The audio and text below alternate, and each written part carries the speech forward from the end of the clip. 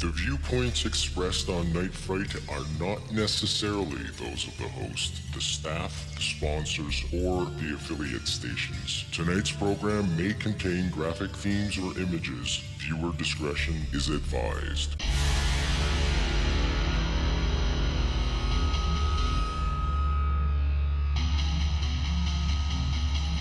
There is a time for question. There is a time for answers. There is a time to challenge. There is a time to speculate. There is a time for change. There is a time for truth. The time is now.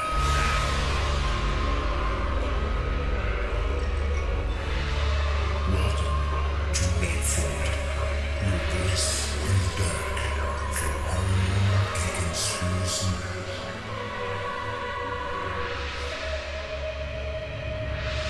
And now your host, Brent Holland.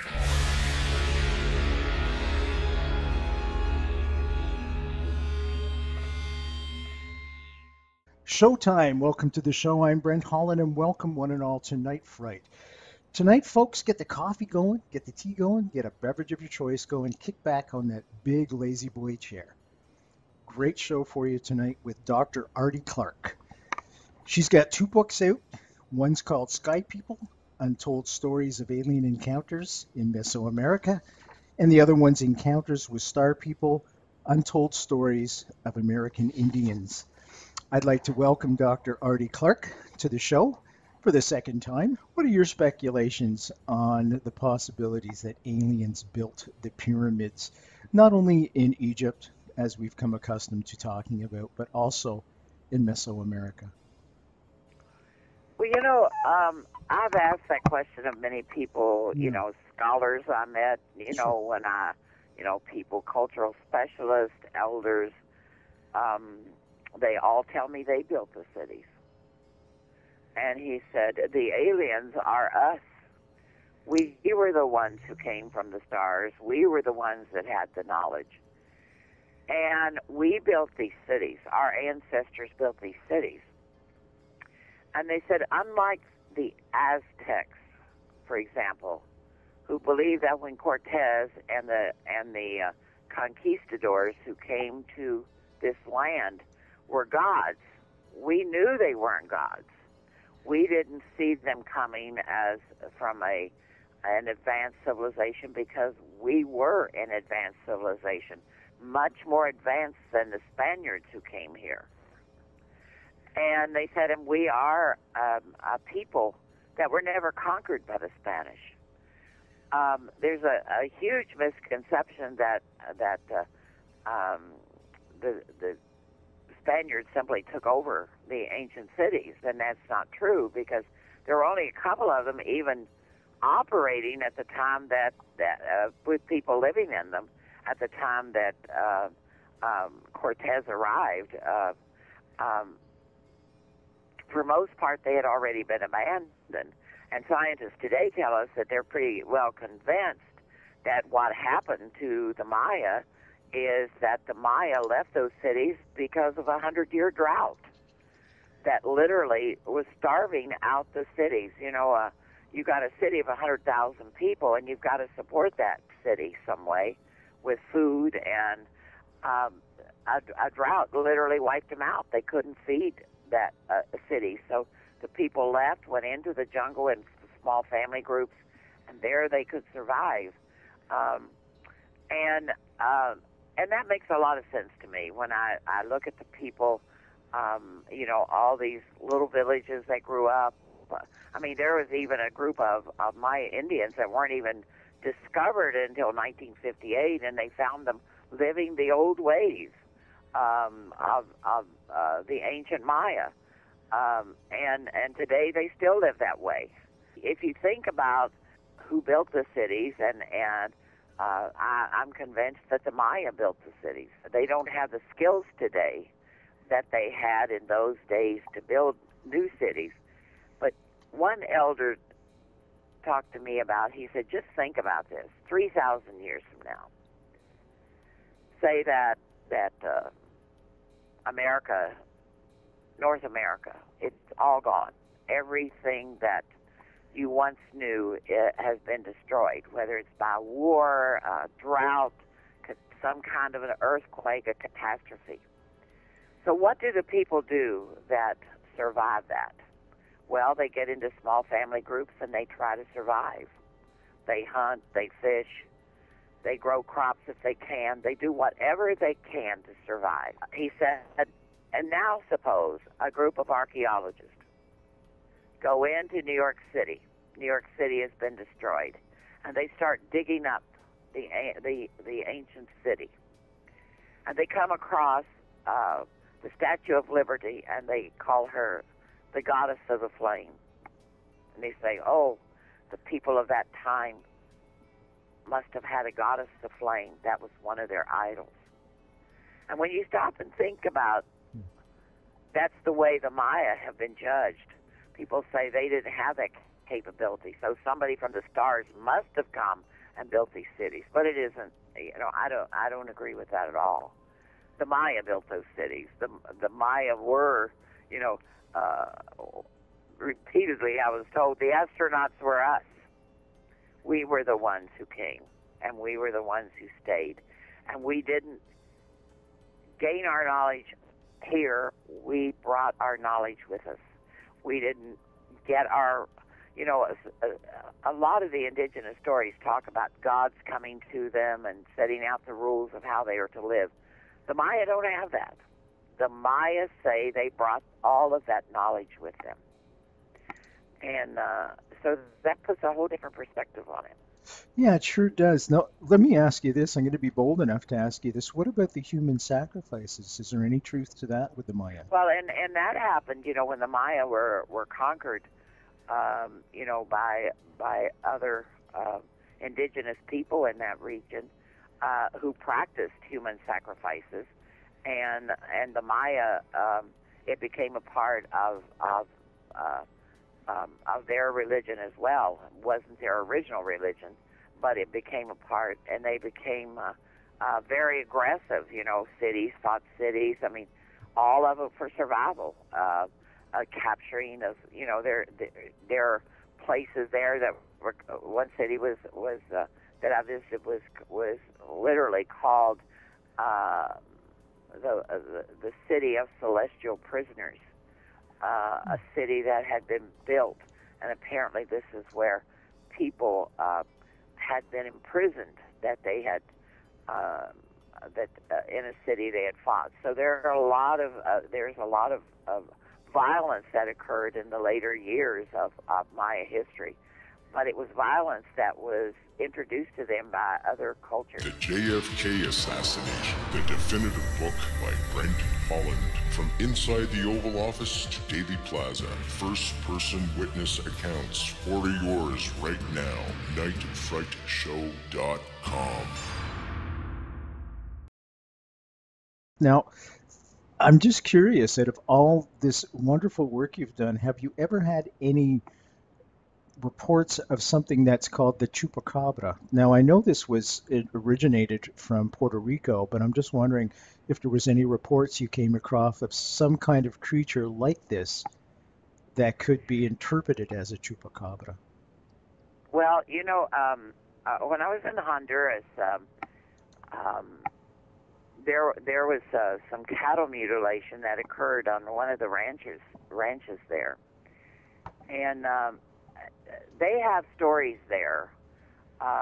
In one Honduran village, there were 300 goats that were killed in 50 days, and it gave rise to a lot of speculation, a lot of superstition. Some of the people blamed a shapeshifter. According to them, a shapeshifter can change its human form into any chosen animal, and they can transmogrify at night, attacking children and women and animals. Some said it was a chupacabra. Some said it was a pack of wild dogs.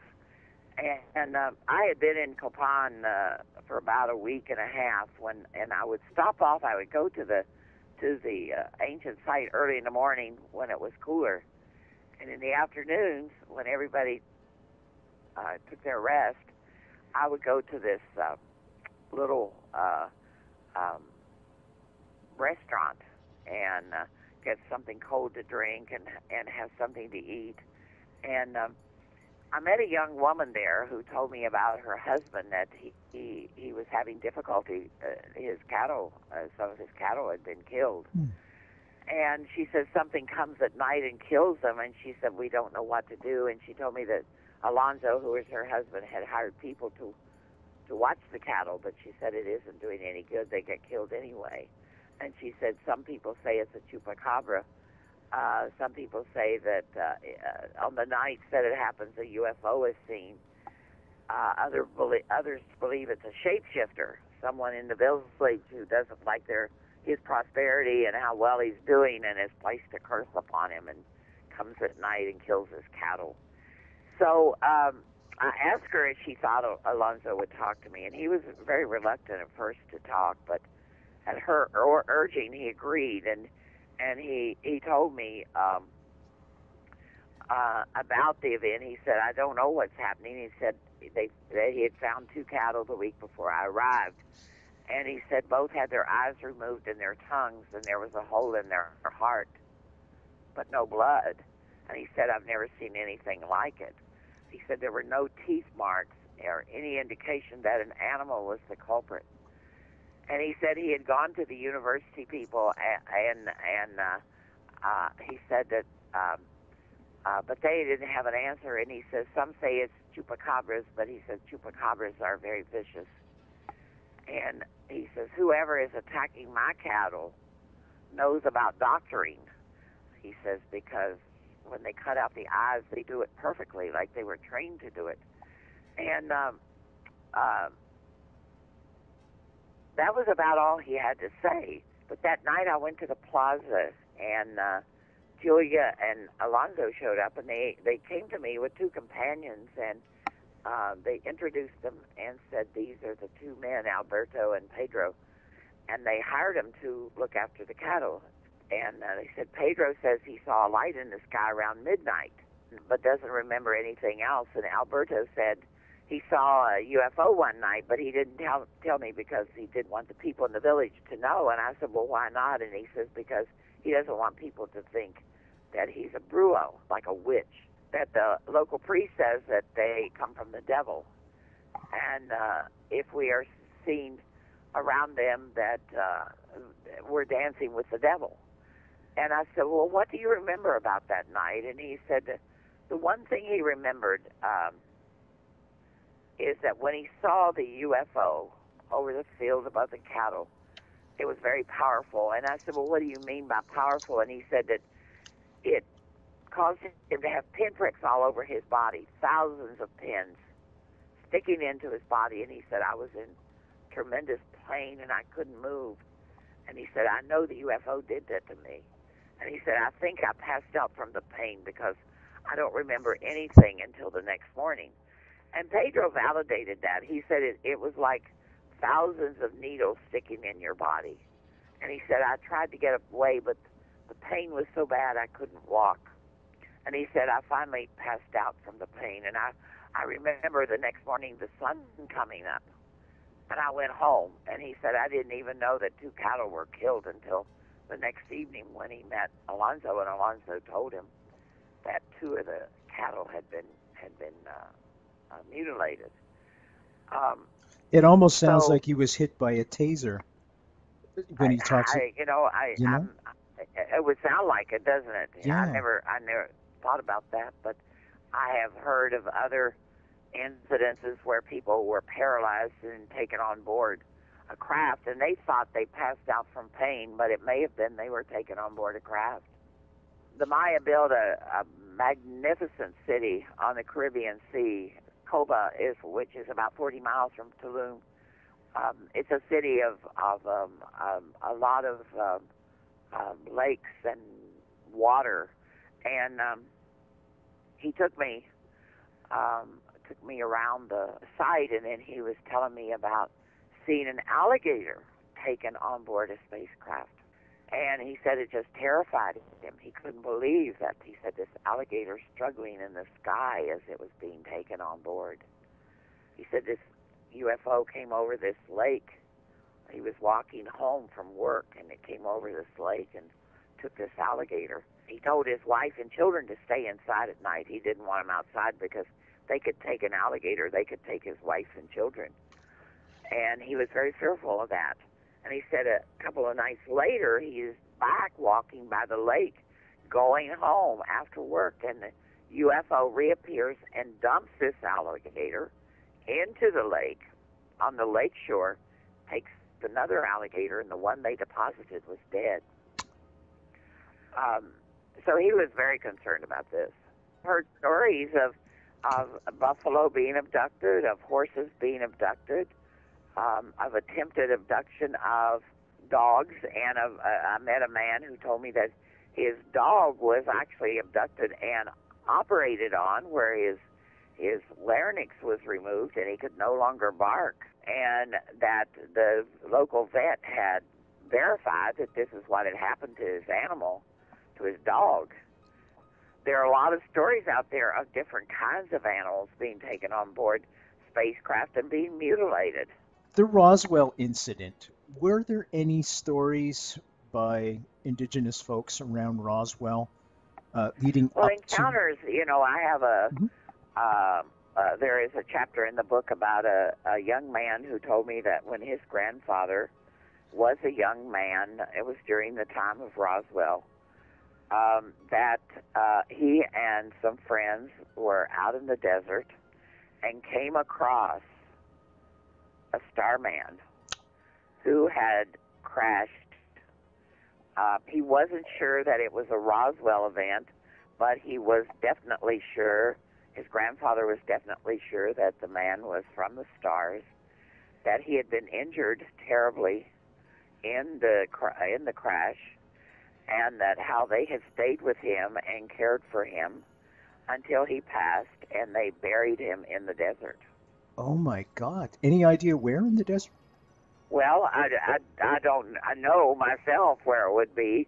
I don't know if his grandfather ever revealed that to him, but he said that the people weren't very trusting of the government, and therefore they weren't about to let the government have this man.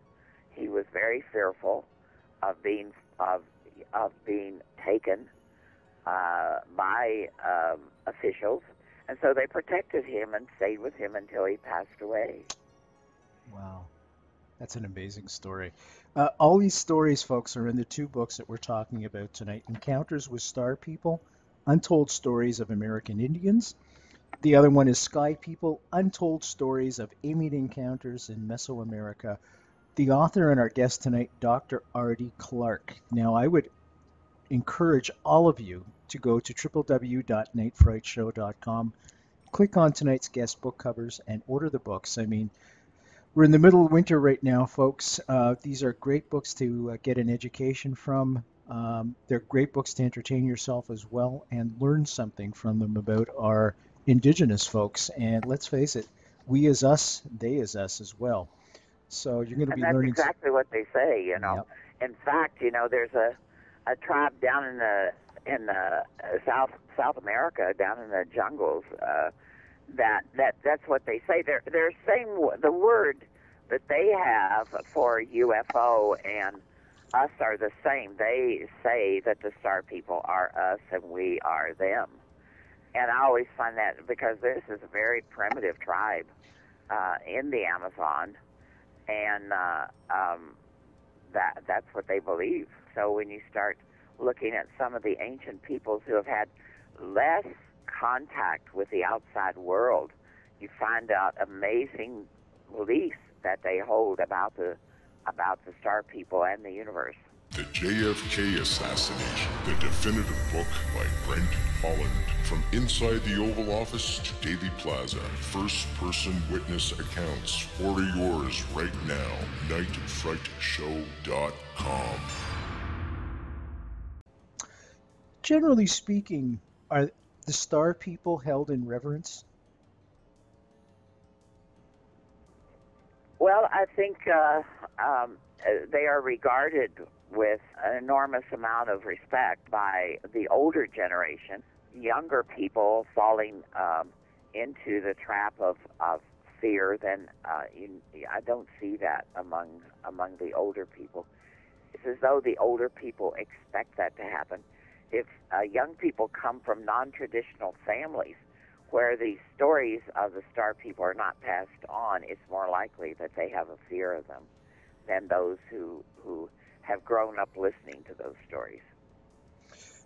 When you're gathering these stories and you reach out, you listen to the elders, you listen to people with these wonderful, wonderful stories, have you been approached by people that you can be assured that they're just trying to sell you bunk, so to speak? And how do you discern between the two? And I think I'm a fairly good judge of character. You know, I've spent my life, doing among indigenous people. There's no reason for them to fabricate a story, and the people that come to me are well respected within their communities, are people that are not known to lie and to tell stories.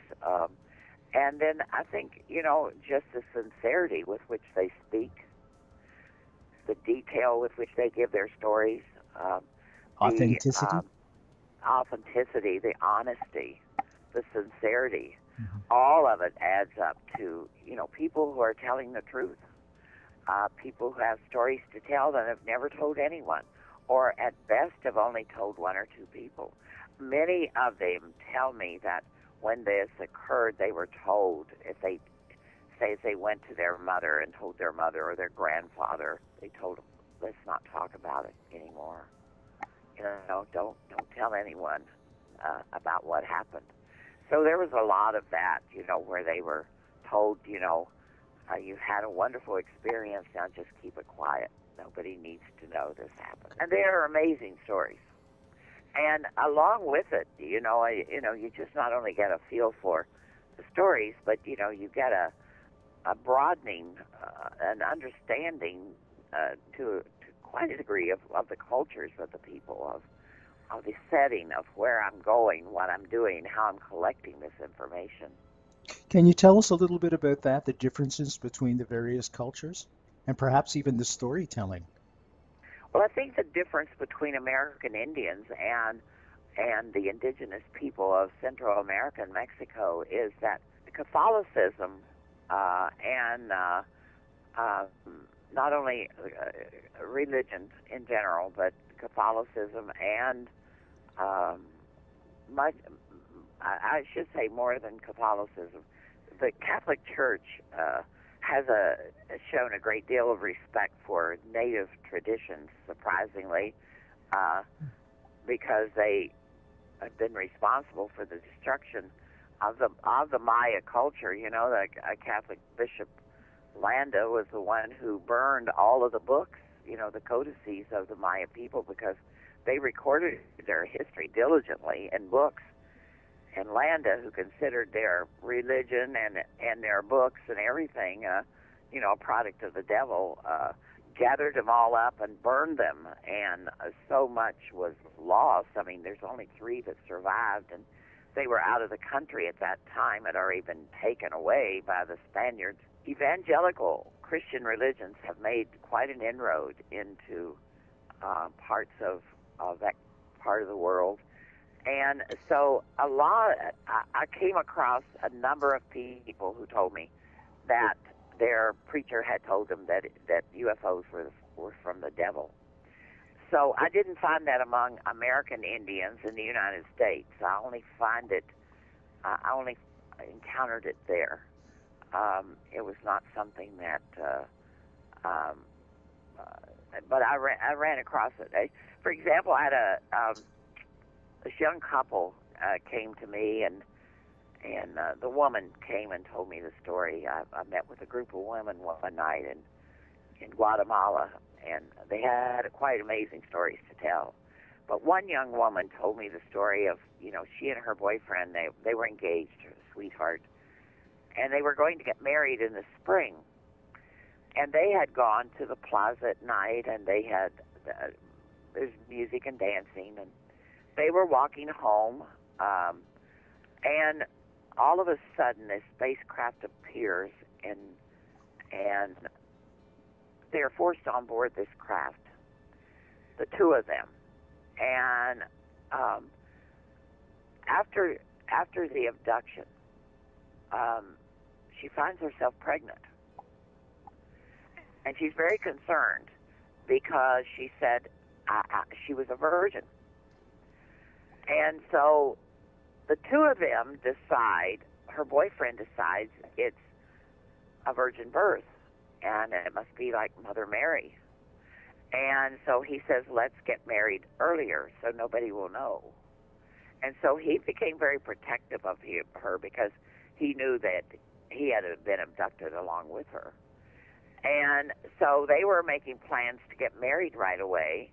And a few weeks later, this craft appears again, and they're taken on board. And when she is back on Earth, she's no longer pregnant. Now, whether she was pregnant or not, I don't know, but she was convinced that she was.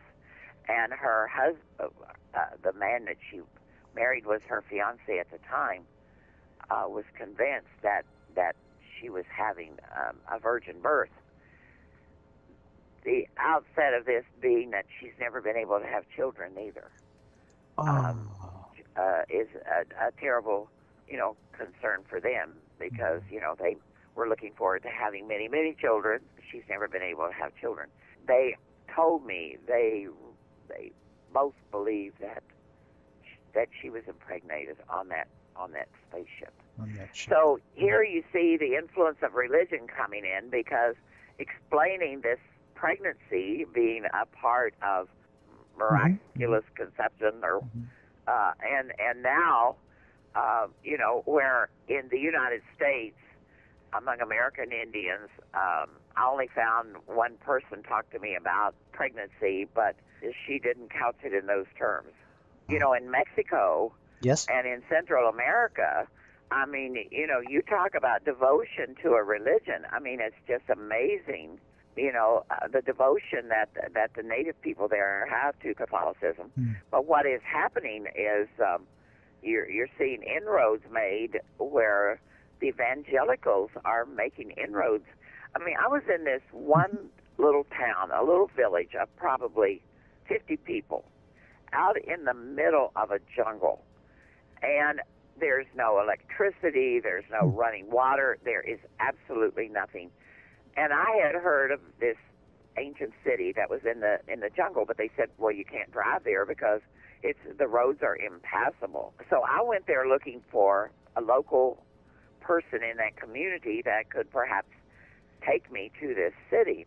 I go in, and of course, when I get to the village, immediately I come to a stop because a mother sow and her 20 piglets are walking across the road, and then you have to make way for the chickens and the dogs that are lying in the streets, sunning themselves. And then, of course, the children are, playing and of course, coming up to the car, and you have to stop and give them candy or give them something because coins, they won't move unless you do. And in this village of about 40 people, there was a Catholic church, a Mormon house of worship, a Jehovah's Witness house of worship. Holy cow. And a Baptist church in a community of 40 people. I mean, it's just amazing how these religions, just go into these small communities. And one of the things, and I was talking to my guides about this, and he said one of the reasons why people are leaving the Catholic Church in these villages is that a lot of these evangelicals or these different groups come in and they have dinners for them. And so they'll feed them on Sunday afternoon after church services, or they'll feed them on Wednesday night for Bible study. So people come to eat and they stay and listen to the preacher. Isn't that interesting? And I see that here in Montana. We have a lot of the cowboy churches here. Sure. And they always feed the people. That's a good way to draw people in, I suspect. Sure it is. Sure it is. Yeah. People come in for the camaraderie and for, They live out, away, and they don't have a lot of opportunity to sit and share a meal with other people and to catch up on the gossip, and so they come to Cowboy Church, and it's the same thing there, where you see people, and there's nothing wrong with it, but the Catholic Church is starting to suffer a little bit in that part of the world because of the evangelicals. And also you've got, these evangelical imitators of, the Benny Hinn's and the people that are on American television. Now they're down there in Mexico and Honduras and those places preaching the gospel too on television. The JFK Assassination, the definitive book by Brent Holland. From inside the Oval Office to Daily Plaza, first-person witness accounts. Order yours right now. nightfrightshow.com. In your gatherings of all these stories, they're talking about the sky people. How do these people that embrace Catholicism and Christianity, how do they equate the two with each other? Well, I don't think they do. I think that it's completely separate. Except for those who are, like I say, the Catholics are very accepting of UFOs, and so they're. In fact, one of the most interesting interviews I had was with a Catholic priest who told me that when he was a boy, he said he was in bed asleep, and he had three brothers where he's in his hammock, and but he and three other brothers shared sleeping space. He was awakened in the middle of the night with these bright lights. Now he said that his village had no electricity, so this was unusual in itself, and he had only seen electric lights once, he said, until this night. And so he jumped up and tried to wake up his brothers. He couldn't wake them up. And so he crawled out the window, and he went in search of these lights. And he told me, he said it was so bright that when he closed his eyes, he could still see the light. And he said that he came upon this starman who told him not to be afraid. And he said that he just exuded so much love and kindness that I was just overwhelmed. And he said, I sat there and I watched the villagers stand in line and go on board this spacecraft. He tried to pull his friend out of the line, and his friend wouldn't go, that the people seemed to be mesmerized. And he was very worried about this, and he said that the starman told him, don't worry, tomorrow you'll forget all about this. Huh. And he said, no, I won't. And he said the starman explained to him that most people never remember that something happens to them. But if they do remember, they don't worry about it because nobody is going to believe them anyway.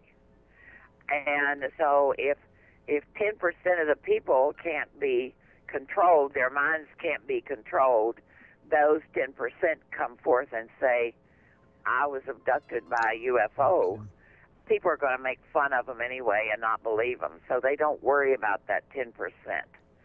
And so, and then, if they're hypnotized and they do remember, most people don't believe in hypnosis.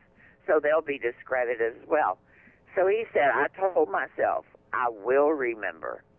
So he reached down and he picked up a rock that was by his foot. And he said, I told myself, I'm going to take this rock home and I'm going to place it by my sandals. If I get up in the morning and that rock is by my sandals, I will know this was not a lie and that it did happen and it wasn't a dream. If tomorrow I get up and the rock is not there, then I know that it was a dream.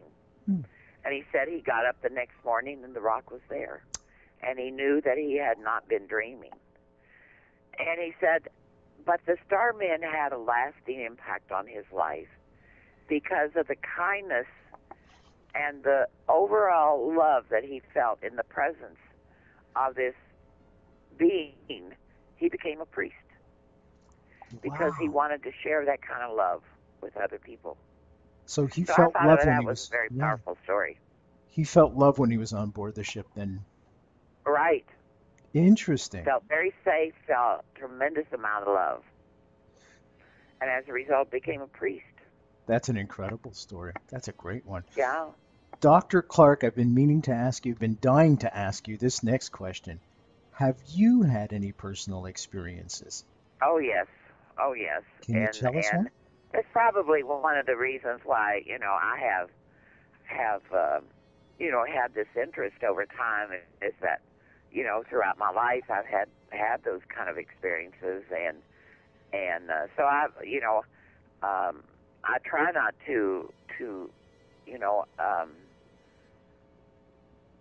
I try not to be judgmental, because I have had encounters with UFOs, and I don't just believe. I know they exist, and whether or not they come, I've seen them more. I've seen them several times and had encounters several times. Is because they do follow individuals. There are some researchers who say that they choose someone early in life and they follow them throughout life. I don't know if that is true. I have had people tell me that they have been repeatedly abducted for over a long period of their lives. Have you had any personal encounters with aliens? Yes, but I really don't want to discuss it because, it's a story I haven't told yet. Okay, fair enough. I'm very curious, has anybody in your journeys described an alien that would look like a fireman? A fireman? Yeah. The only thing that I've encountered are people who talk about aliens who are like, although they have human form, they exude a lot of energy light, or are balls of light that move back and forth between human form and light energy, but nothing like fire as we know it. You mean like fire in a... No, a fireman. Yeah, fireman. I'll tell you why. I had a guest on the show, and he'd gone through repeated abductions, and I asked him to describe the alien that took him, and he said, what time? Because I've been abducted since I was a child. I said, the first time. And he said, well, I was around 8 years old. The starship came down, opened up its door, and out came a fireman. Now, I never thought anything of it until several weeks later, when somebody that never listens to my show, or he's a minister, has nothing to do at all with aliens or the paranormal or anything, came to me and he said, I have an abduction story to tell you, and it's mine. And he said, I was outside in a third world country, outside the hut with my brother. I was 6, he was 8. A starship came down, the door opened, and out came a fireman. And Interesting. I thought when you were saying fireman, I thought you were talking about somebody on fire. Oh, I'm sorry. I should have been clearer. Yeah.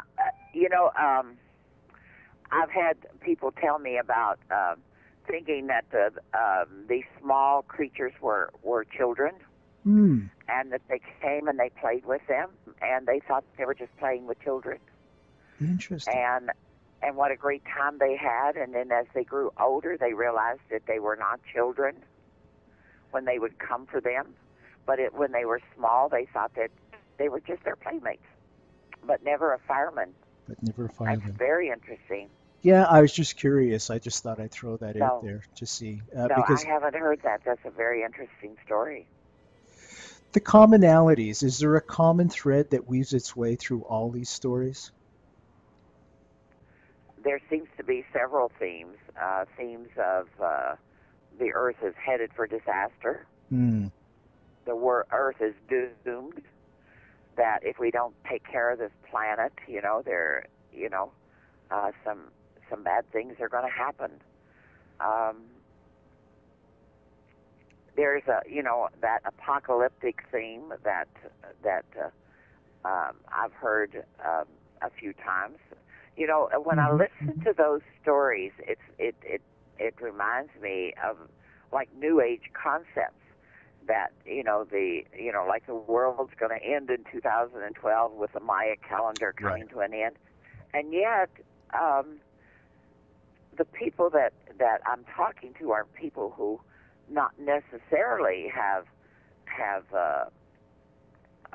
been exposed to a lot of those things through the media, but it may be again that religious aspect of heaven and hell and the four horsemen of the apocalypse and all that kind of stuff. It may be coming from that.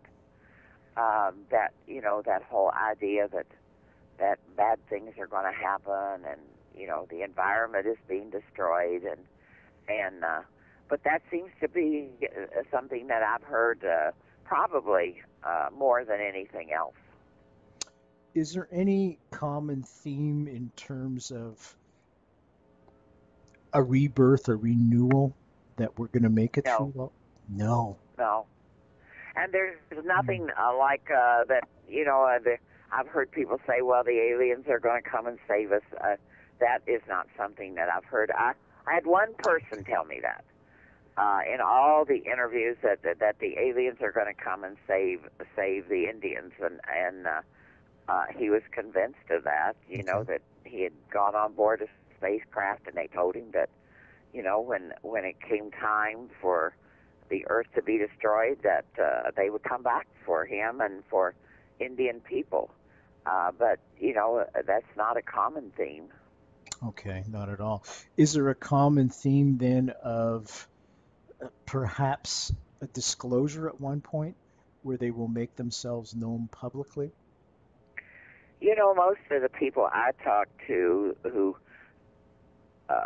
do not regard the star people as ancestors, okay, but regard them as different races that live on different planets or different beings that inhabit other planets. Understood. One of the things that kept popping up was that disclosure was not anywhere in the near future, that there just wasn't enough in common with the human race that the star people or the sky people really cared about announcing themselves to the world of humans, because basically we just weren't advanced enough. I can understand that. We're still shooting each other's butts off. Yeah. To me, if anything else, the human race is more of a threat to intergalactic peace than anything else. Well, and I've been told that they watch us for that reason. That's one of the reasons they observe us. And, many of the accounts that you heard back during the Cold War period, and even, I can remember a number of accounts, you used to have those silos all over this western part of the United States. Sure. I mean, I get in my car and drive to reservations, and out there, in the middle of nowhere along these rural highways, these two-lane highways, would be missile sites, and repeatedly I've heard stories of how they would hover over those missile sites. And and these were nuclear weapon sites. That's right. And they were proliferated throughout Wyoming and the Dakotas and Montana, because, they located them out here because there's fewer people out here. If they decide to try to take out these missile sites, if the enemy did, they would kill less people than they would, if they were located next to a huge population area. So they were very common to see them out here, and there were many stories during that time of UFOs hovering over these missile sites. And even there's a very famous story in the archives, folks. You can check it out, where a UFO hovers over a missile silo and takes control of it. And they had no control at all over the weapons that were at their fingertips. The aliens had taken it over. Maybe just to say that, you're playing with fire here. Virtually, you found the matches. Be careful you don't burn everybody along with yourself. And I think yeah, I don't know what's happened. Those missile sites aren't in operation anymore. I don't know where they took the missiles or if they're still there. but there's nobody guarding the sites anymore. From what I understand, they took them out of the silos because everything is on submarines at this point. They sure aren't out here anymore, because like I said, you couldn't drive out. The reservations, most of the reservations are fairly unpopulated, isolated areas to begin with. Right.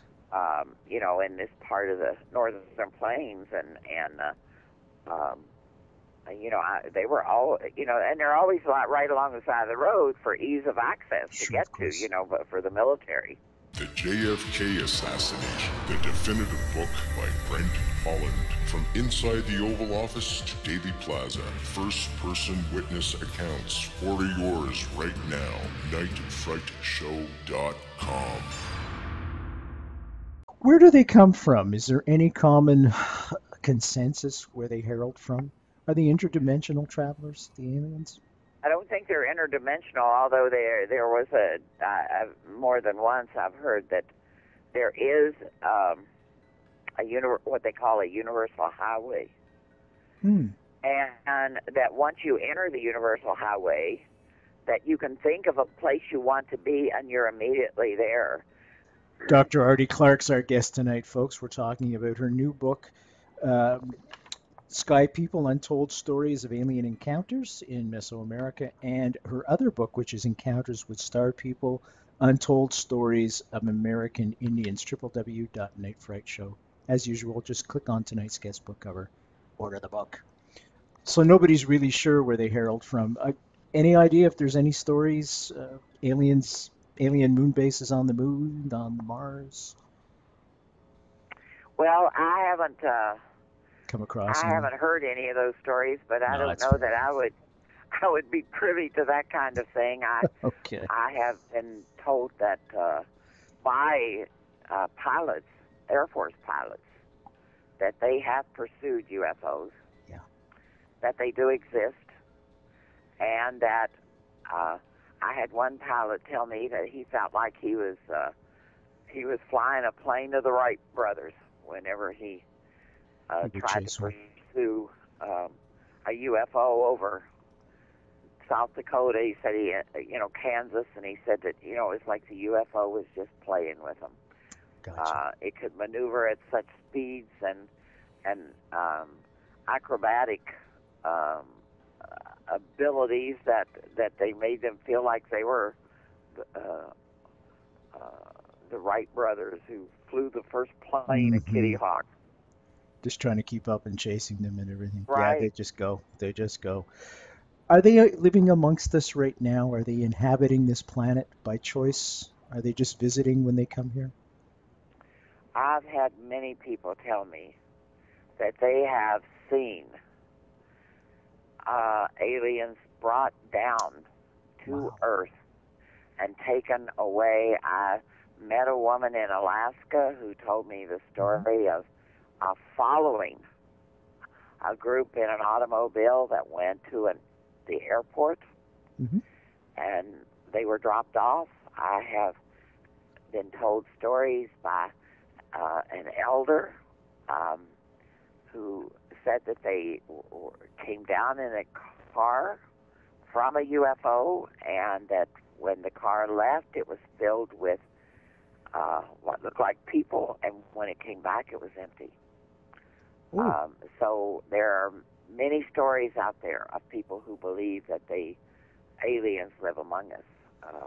I was told a story that they come and they live on Earth for 16 years and then they leave. And during that 16 years, they attempt to help scientists and other peoples in positions of power and knowledge to make progress and to do positive things. And then they go away for 16 years. And he told me that they're due back in 2016.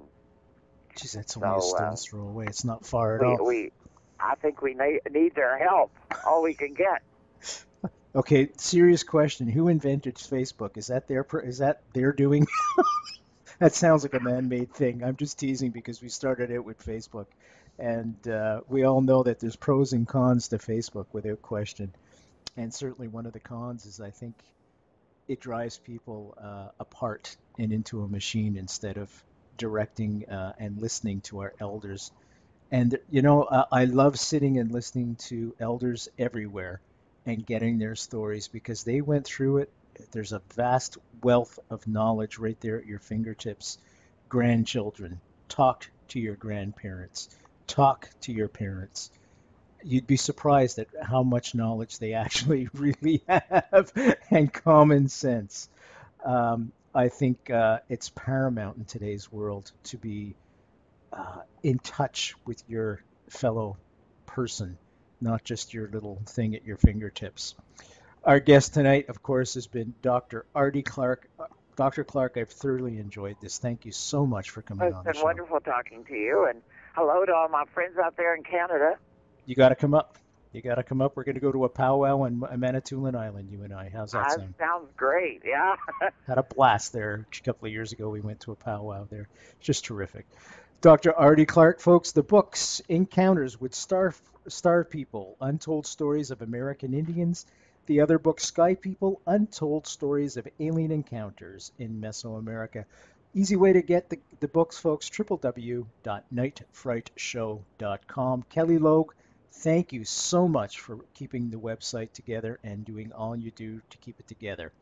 I'm Brent Holland from Night Fright. Thank you all for joining us tonight. See you next time.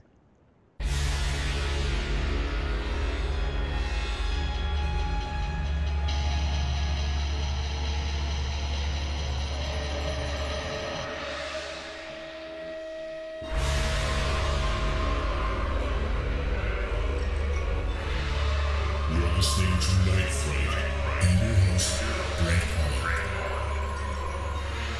The time is now. Your voice on the dark for paranormal and conspiracy.